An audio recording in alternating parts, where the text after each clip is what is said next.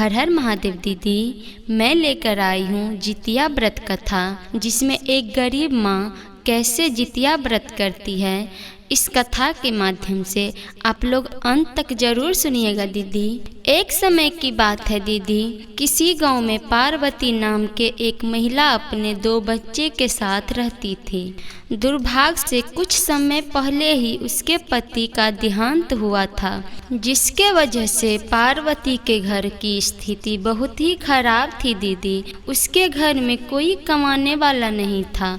पार्वती के बड़ी बेटी थी जिसका नाम सलोनी और उसका छोटा बेटा का नाम राजू था।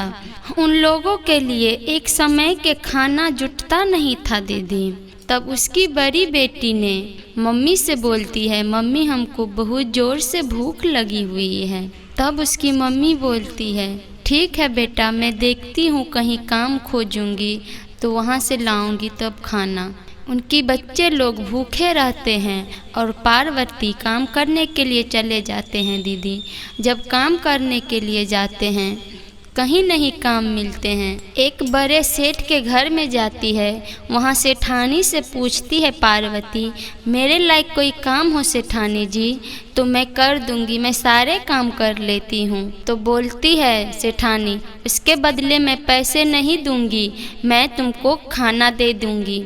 तब पार्वती बोलती है, अरे पैसा नहीं देंगे तब पर भी मैं आपको काम कर दूंगी, मुझे तो एक समय के तो खाना मिल जाएंगे। तो देखिए दीदी, वो काम कर लेती है। जो थोड़ा खाना बचा हुआ था वो खाना सेठानी पार्वती को दे देती है और तब आती है घर पे तो वो अच्छे से खाती है, पीती है, खुशहाल रहती है।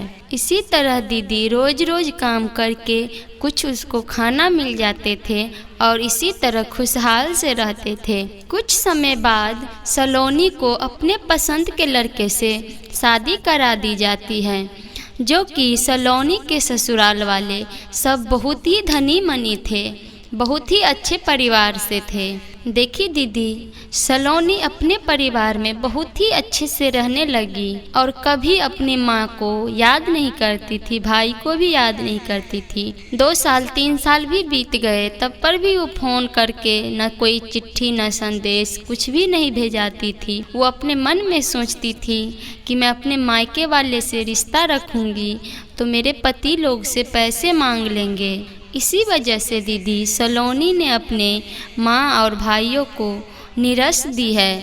कभी नहीं फ़ोन करती है, कोई चिट्ठी नहीं भेजती है, कोई संदेश भी नहीं भेजती है।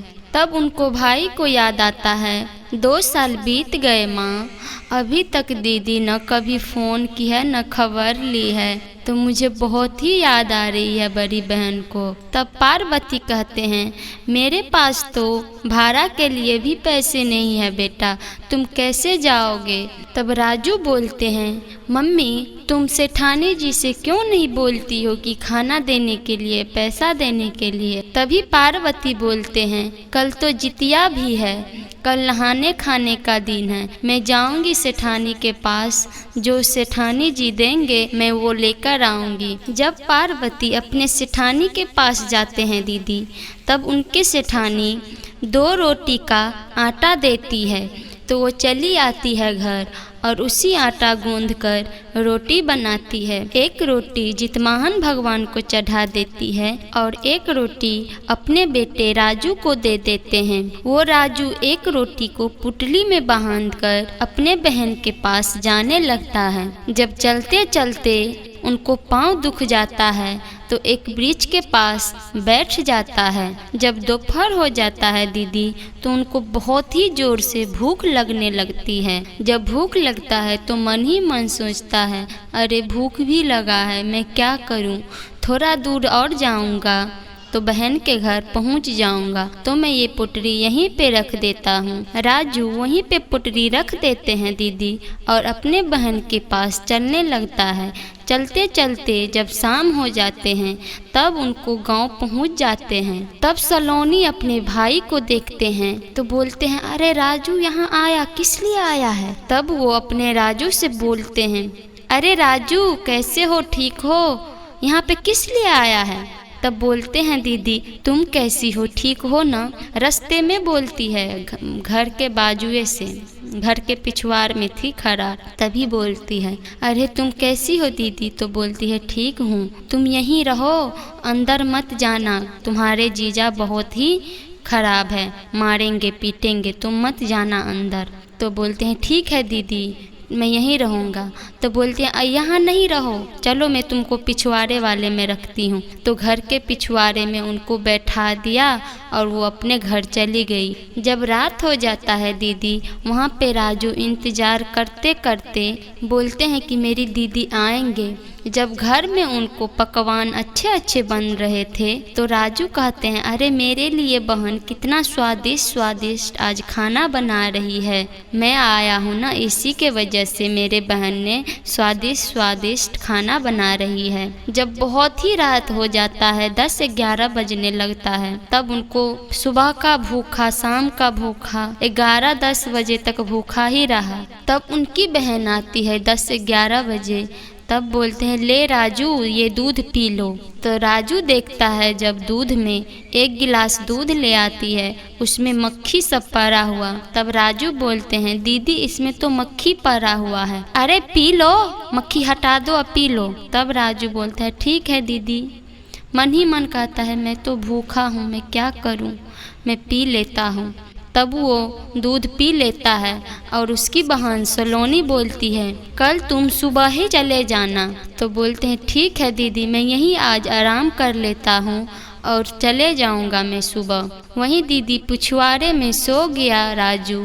जब सो जाता है और सुबह होता है तो सुबह किरण उगने से पहले ही अपने घर की ओर चलने लगता है। जब जाता है तो जहाँ अपने पुटरी को रखा था तो वहाँ पे बोलता है मैं यहीं पे पुटरी रखा हुआ था, मैं अपना पुटरी ले लेता हूँ और चले जाता हूँ। वो अपने पुटरी को लेकर बोलता है बहुत जोर का भी भूख लगा हुआ है। तब बोलता है मैं खाऊंगा तो मेरी मम्मी शायद भूखी होगी, मैं ये रोटी लेकर जाऊंगा तो आधी मम्मी खा लेगी और आधा में मैं भी खा लूँगा। तो वो रोटी लेकर दीदी देखिए कितना अच्छा वो उसका भाई था राजू, अपने मम्मी के लिए एक रोटी था, वो रोटी कल से रखा आज तक वो खाया नहीं था। वहीं से वो पुटरी लेकर घर की ओर चलने लगता है। सुबह से दोपहर हो जाता है, जाते जाते दोपहर से शाम हो जाता है। जब शाम हो जाता है तो उनकी माँ उधर जितिया व्रत करी थी और अपने जितमहान भगवान से बस इतना ही कहती थी हे जितमहान भगवान मेरा बेटा जहाँ भी हो सही सलामत मेरे घर पहुँचा दो। इतना ही बात बोलते हुए दीदी पार्वती का बेटा राजू बोलता है अरे माँ मैं तो आ गया। तब बोलते हैं राजू की मम्मी कैसे रहा सफ़र बेटा, बहन ने अच्छे से तुम्हारी खातिरदारी करी होगी ना। तो मन में सोचता है राजू अरे ये सब मैं कैसे मम्मी को बता दूँ, जब मैं मम्मी को बताऊँगा तो मम्मी को बहुत ही दुख होगा, तो मैं मम्मी को नहीं बताऊँगा। तब राजू बोलते हैं मम्मी बहुत ही अच्छे से खातिरदारी की, बहन ने बहुत ही स्वादिष्ट खाना बनाए थे, मैंने बहुत भर पेट खाया, तुम खाई। तब उनकी मम्मी बोलती है अरे बेटा हम गरीबों का किसका सहारा रहेगा, मैं नहीं खाई हूँ। तब बोलते हैं चलो मम्मी मैं कल का बासी रोटी रखा ही हूँ, अब मैं अपने दोनों खा लूँगा। तो बोलते हैं ठीक है बेटा खा लो, पानी लेकर आती हूँ। जब पानी लेकर आती है दीदी तब वो पुटरी को खोलती है तो वहाँ रोटी के बजाय उसमें से देखती है सोना हीरा मोती जवाहरात सब बहुत ही देखती है। तो वो खुशी से समा गई, अरे देखो जितमहान भगवान की कृपा से ये सब हुआ है। तब बोलते हैं अरे मम्मी मैं तो इससे बड़ा घर बनाऊंगा और अपने दुकान भी खोलूंगा। तब उसकी मम्मी बड़े सा घर बनाती है और अपने बेटे राजू को सोनार की दुकान खोल देता है। जब पार्वती अपने घर को घरवास करती है तो घरवास में उनकी बेटी भी आती है।